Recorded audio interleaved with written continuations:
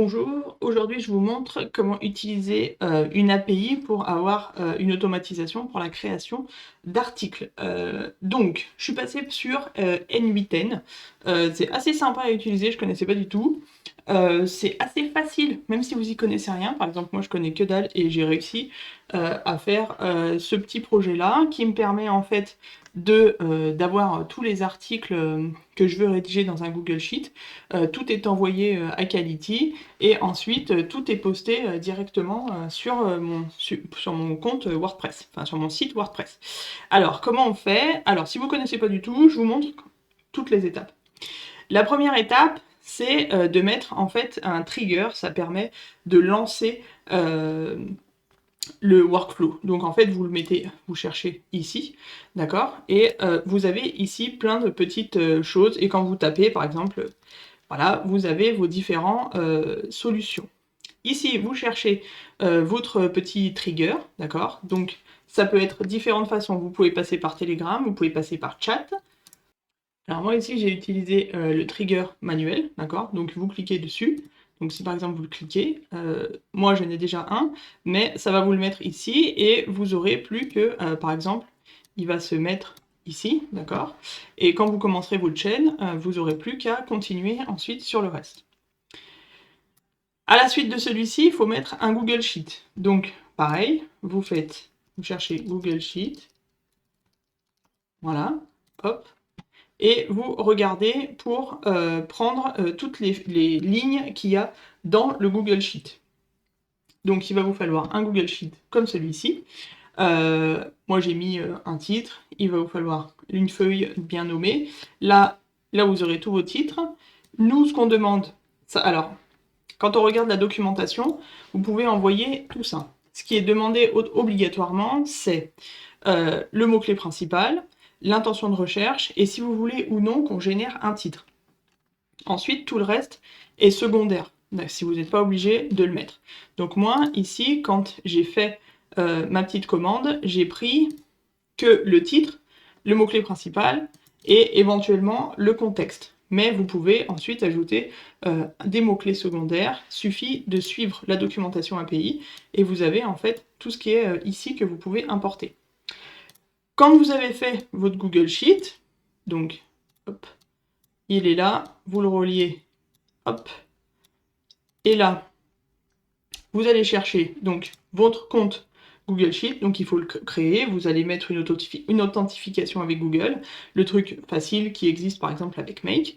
Quand c'est fait, vous allez chercher ici Sheet within document, get row, from list, c'est votre fichier qui a le mot-clé, qui a le titre d'ici, moi c'est mot-clé Patronis. Et ensuite, vous allez mettre la feuille dans laquelle les titres vont se trouver. Donc c'est titre pour Quality. Moi j'ai mis en bas ici titre pour Quality. Quand vous avez fait ça, vous pouvez déjà regarder si tout est bien repris comme il faut dans le box là.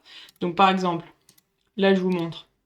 Si vous faites, donc soit vous commencez, hop ça le lance, toute la ligne, soit vous faites juste la petite lecture ici. Donc il a bien récupéré donc, ce qu'il y a ici dans le Google Sheet, c'est-à-dire, bon la ligne on s'en moque, le titre, le mot-clé principal et le contexte. Alors moi j'ai mis le contexte ici pour vous montrer, mais après vous n'êtes pas obligé de l'utiliser forcément. Il va vous falloir ensuite un HTTP request. Donc comment vous faites? Pareil, vous cherchez HTTP request et vous prenez celui-ci. Quand vous l'avez noté, hop, vous le reliez bien comme il faut à celui-là. Et alors là, il faut suivre exactement la documentation. Dans la documentation, vous pouvez faire plusieurs choses. Vous pouvez faire quelque chose de beaucoup plus complet, d'accord? Récupérer les crédits, récupérer les analyses, créer une détection, une analyse, un plan de contenu. Tout est détaillé comme il faut avec les petits plans ici à bien choisir en fonction de ce que vous voulez prendre. Quand vous êtes dans créer une rédaction, vous avez ici request, post. Donc, dans méthode, vous mettez post.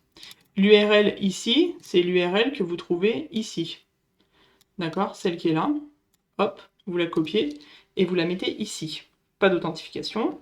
Ensuite, dans les headers, vous avez besoin ici l'autorisation. Et le content type, c'est l'application JSON. Alors ça, c'est ma clé API que j'ai fait sur Quality, c'est pas la peine de la reprendre, je vais la supprimer, j'en ferai une autre. Quand vous êtes sur votre compte Quality ici, d'accord, vous êtes logué, vous arrivez sur votre dashboard, qui est comme ça. Vous allez cliquer ici sur votre logo, et vous allez avoir API. Vous me demandez à créer un token, vous lui donnez un nom, et vous pouvez renseigner une expiration. Alors ici, on va mettre par exemple démo Quality. Voilà. Et là, hop, vous allez le créer, il est ici. Alors, il faut le sauvegarder tout de suite. Pourquoi? Parce qu'il n'est pas sauvegardé dans la base de données, on ne le garde pas. Donc, si vous ne l'avez pas, si vous le cliquez ici, vous faites copier, vous ne pouvez pas fermer, parce qu'il faut bien indiquer que vous l'avez sauvegardé. Donc là, il y a la petite croix, mais vous surlignez, vous faites copier, par exemple, et ensuite, vous allez le mettre ici, dans le même format qui est noté ici, d'accord? Donc, à la place de la balise là, vous allez mettre votre token comme ça. Ensuite, vous mettez content type l'application JSON. Dans le body, vous envoyez le JSON. Donc, le body, en fait, c'est ce que vous allez retrouver. La data qui est ici. Enfin, pas la data là, mais comme ça. Et vous allez renseigner ce que vous voulez. Alors, autopublication, on le met en faux. Pourquoi? Parce que c'est moi qui vais gérer la publication depuis mon Google Sheet. D'accord? Vous pouvez le faire depuis Quality, mais moi j'ai choisi de le faire depuis mon Google Sheet, c'est plus simple. Moi j'ai qu'un auteur sur mon site, donc je mets le mien en dur, mais vous pouvez par exemple, dans votre Google Sheet ici, mettre auteur, d'accord? Vous allez mettre ce qui correspond à ça, ok, dans votre JSON, et à la place dans string, en fait, vous aurez juste à prendre ce qui est ici, là, et vous le glissez, en fait, là où vous avez besoin. Alors, on va le faire pour primary. Donc là, j'efface, et je prends primary, et je mets bien entre les deux. Hop, là, il est vert, ça veut dire que tout est bon, et vous pouvez ensuite voir ici dans le résultat. Donc ça, c'est en dur, ça ne change pas. La catégorie, c'est pareil. Vous pouvez ensuite, ici, mettre les catégories de votre site, d'accord? Et vous les récupérez, pareil, ici. Et ensuite, vous n'aurez plus qu'à copier, en fait, la ligne qui est là. Et à la place de string, vous allez apparaître, par exemple, en dessous, les auteurs et les catégories. Et vous n'aurez plus qu'à glisser dans le bon format. Mais moi, j'y laisse en dur parce que c'est toujours comme ça. Je publie toujours dans cette catégorie-là quand je fais, par exemple, une stratégie de mots-clés. D'accord? Donc, vous avez l'intention de recherche. Pareil, moi, je la mets en dur. Pourquoi? Parce que c'est toujours de l'informationnel que je veux sur ce blog. Mais vous, c'est pareil. Ici, vous pouvez, par exemple, mettre une autre colonne et à chaque fois, informationnel, commercial, et tout ça.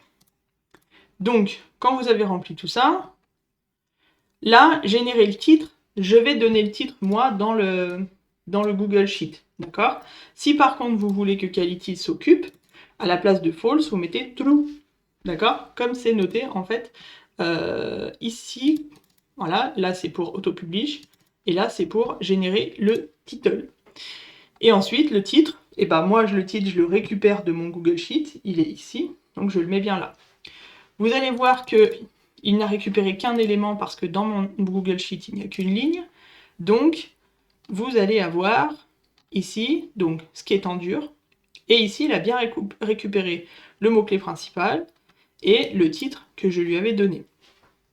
Ok, donc quand vous êtes ici, vous pouvez déjà regarder si on envoie bien la commande.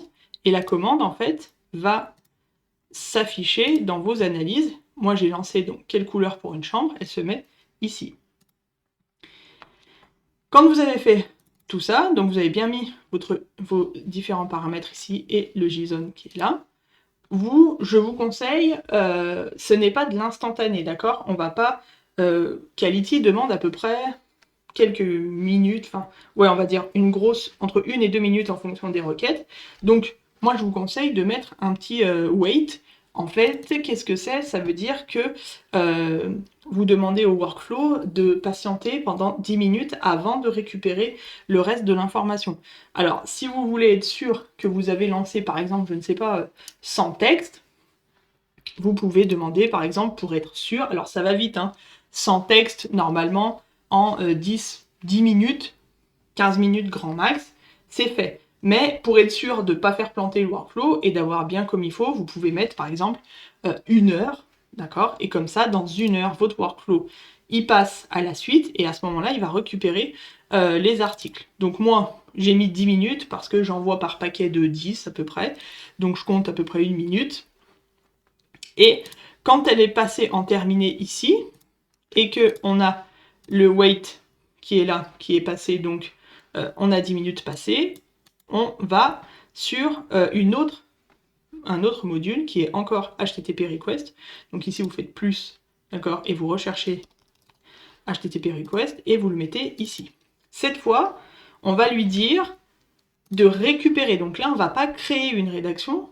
Ok, le dev, il a fait ça super bien, hein, tout est propre et bien fait comme il faut. Ici, on va récupérer donc une rédaction. Donc, dans le HTTP request, qu'est-ce qu'on fait? On fait un get, pas un post. Si vous avez, vous allez là, vous avez toutes les infos pour récupérer donc l'analyse. Ici, dans l'URL, donc c'est l'URL qui est là.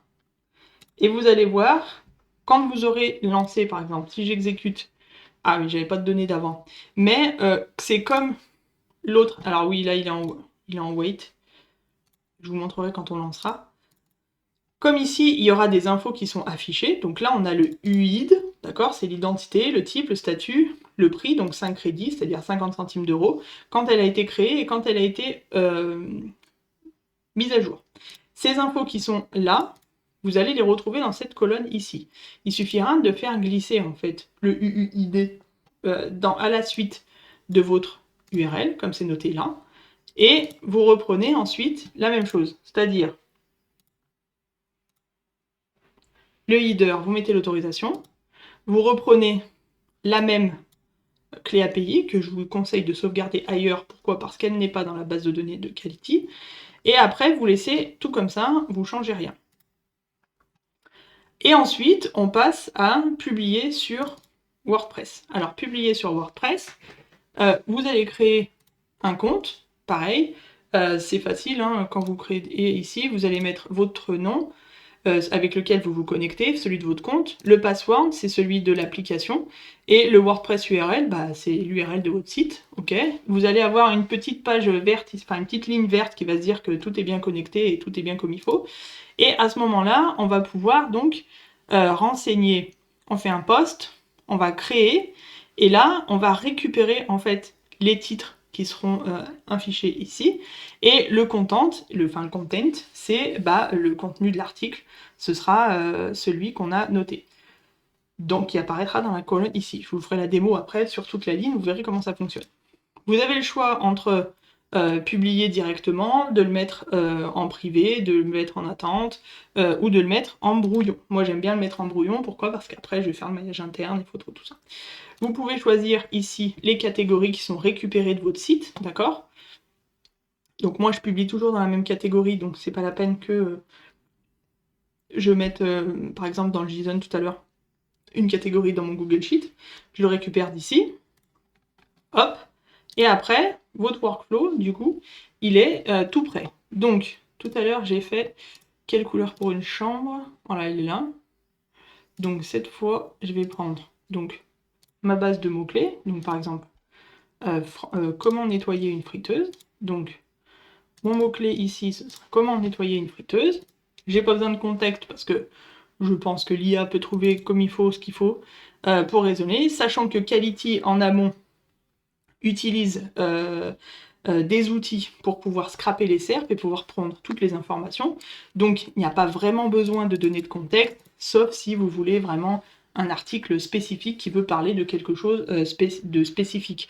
Mais si c'est un article informationnel généraliste, vous pouvez laisser comme ça. Et ici, soit vous mettez un titre, soit vous demandez à Quality de le faire. Moi, j'ai un petit outil pour générer les titres. Donc ça, c'est ce que j'ai fait tout à l'heure pour les couleurs pour une chambre. Là, je lui demande applique tes consignes pour avoir un titre en utilisant bien ce mot-clé au début du titre. Voilà. Là, il va me faire plusieurs propositions normalement, s'il est sage, ou il m'en donne qu'un seul. Il m'en donne qu'un seul. Donc, dans ce genre de titre-là, on enlève incroyable, parce qu'on ne fait pas forcément du discover. Comment nettoyer une friteuse sans effort, l'astuce qui la fait briller en 5 minutes. Ok, donc là, hop. Et là, on pense bien, comme cet article a été fait, on supprime la liste. Ok? Là, on a tout ce qu'il faut. Donc on va faire étape par étape. Si vous mettez test workflow, ok, donc toute la ligne va s'enchaîner jusqu'à ce que ça soit récupéré sur WordPress. Vous pouvez le mettre ici en actif, c'est-à-dire qu'à chaque fois qu'il y aura des lignes qui vont s'ajouter ici, il va se mettre en action. Moi, j'aime bien maîtriser tout, donc j'aime bien lancer. Mais imaginons qu'on lance ici, ça commence là. Donc, hop, là, on a récupéré donc les informations. Qu'est-ce qu'on a récupéré? Donc le contexte, il est vide parce que j'ai rien mis. On a bien notre premier mot-clé, enfin le mot-clé principal, et notre titre. Ici, on va envoyer à Quality. Donc, hop, là c'est bon, on a envoyé à Quality. Si je mets à jour mon compte sur Quality, hop, je vois bien que la ligne s'est ajoutée. Donc, qu'est-ce qu'on a envoyé? On lui a envoyé le titre et le mot-clé principal, pas de contexte. Si vous voulez envoyer du contexte, il faut bien ajouter la ligne ici, contexte. Nous, qu'est-ce qui sort? Donc, on a une identité. Alors, je vais jamais y arriver. Un ID sur la création. Là, on veut une rédaction. Elle est en cours. Ça a coûté 5 crédits, donc 50 centimes d'euros. Et on a bien les dates de création. Là, si je mets le wait en route, ça va attendre pendant 10 minutes. D'accord? Mais là, comme on le fait manuellement, on va juste attendre que ça se termine. Et après, on continue. Normalement, ça prend pas longtemps. Mais si vous mettez le wait, c'est-à-dire que pendant 10 minutes, le workflow s'arrête, au bout de 10 minutes, il va aller interroger Quality pour savoir si on a récupéré les infos. Au début, faites un petit test en fonction du nombre d'articles que vous allez envoyer, d'accord? Si vous en envoyez 50 ou 100, essayez de voir 1 heure. Comme ça, vous êtes sûr que vous aurez tout bien comme il faut les infos. Sinon, vous mettez pas de wait, vous le faites manuellement, par exemple, et vous attendez, vous revenez 1 heure plus tard, ok, c'est terminé, qu'est-ce qu'on fait? On va recevoir les articles. Donc là, le wait, il se met en route, mais on va lui dire « Ah, mais on peut pas le passer, si. » Voilà. Là, on récupère les infos. Ok. Ah bah non, il a pas... Ah bah oui, je l'ai perturbé. Bon, alors, il faut attendre les 10 minutes. Alors, on va attendre les 10 minutes. Voilà, donc là, j'ai raccourci pour que ça aille un petit peu plus vite. Donc, j'ai mis 10 secondes parce que vous avez vu qu'elle était revenue ici. Donc là, on récupère bien l'UID, le statut, le type. Et donc, après, ici, comme je vous disais, quand vous allez récupérer votre adresse mail, non, l'autre URL, pardon, vous prenez bien le UID là et vous le mettez à la suite là. Donc là, on a tout ce qu'on récupère de Quality. Ok. Donc, on continue. Hop. Et là, on a récupéré donc l'ID, le type, le statut, les dates de création, et on a ensuite tout le contenu, le mot-clé secondaire, le title et l'intention de recherche, je vais y arriver. Et là, je décide de publier du coup sur WordPress, et si on fait une mise à jour là, on se rend compte qu'il y a un brouillon qui a été ajouté, et vous pouvez ensuite ajouter la photo que vous voulez, et voilà. Donc c'est tout simple, ça prend pas beaucoup de temps, vous pouvez ensuite, encore plus facile, prendre par exemple, je ne sais pas, 20 mots-clés, les mettre ici et demander à Quality de s'occuper ici des titres, d'accord? Et à ce moment-là, vous récupérez, vous avez juste vos mots-clés, et enfin vos titres, vous mettez vos mots-clés et vous recevez vos 10 articles comme ça. Et ensuite, vous pouvez même aller encore un peu plus loin, en faisant ça avec des plans de contenu, création de rédaction.